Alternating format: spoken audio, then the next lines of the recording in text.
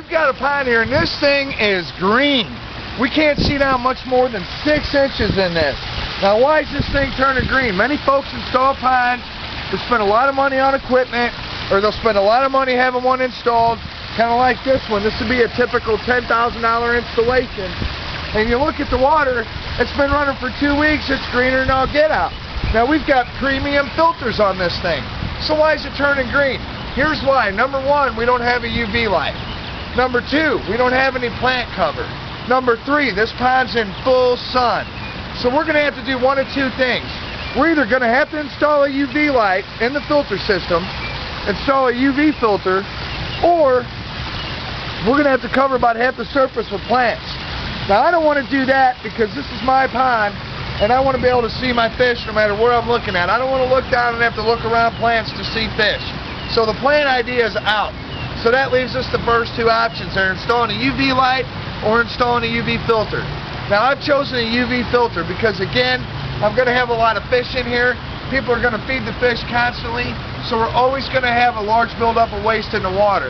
So I want additional filtration, and you can get filters that have UVs built right into them. I've selected one right over here. I've selected a Tetra pressure filter with the UV, and you can kind of see the theory of operation here. Our pump's going to pump into the filter, and our filter's going to go back into the waterfall. The outlet of the filter's going to go back into the waterfall, and that's what we're going to do here. Now, this filter's got mechanical and biological filtration, and our UV light's right down here in the middle. All right? And that's what's going to keep that green out of the water. That UV light's going to zap the algae, cause it to clump together, and the filter pads will physically remove it. Now, if you look at this filter, the cool thing about the Tetra pressure filters are that you can bury them. You can see how far down in the ground we've got this thing. We've got it way down there. We'll be able to put a couple plants around this thing. No one's ever going to see it. To clean it, all we have to do is turn this little handle. Pressure filters have an inlet, an outlet, and a backflush port. This backflush port, when we turn this handle to clean it, we're going to take this off of here, attach a hose, and we'll be able to take the wastewater wherever we want. It makes great fertilizer. So we'll probably put it in our flower beds. Now, our inlet and outlet, how are we going to hook it into our existing system? If you come over the top here and look, we got a waterfall over here, we got a waterfall over there. So that's where our pumps are pumping water to, and we need to tie into that somehow. Now, this side of the pond over here, we haven't finished yet. We've still got hose.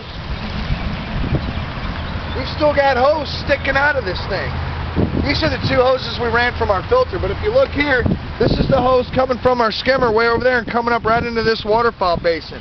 So what we're going to do, we're going to cut this line right about here, and then we're going to hook that to the inlet of our pressure filter.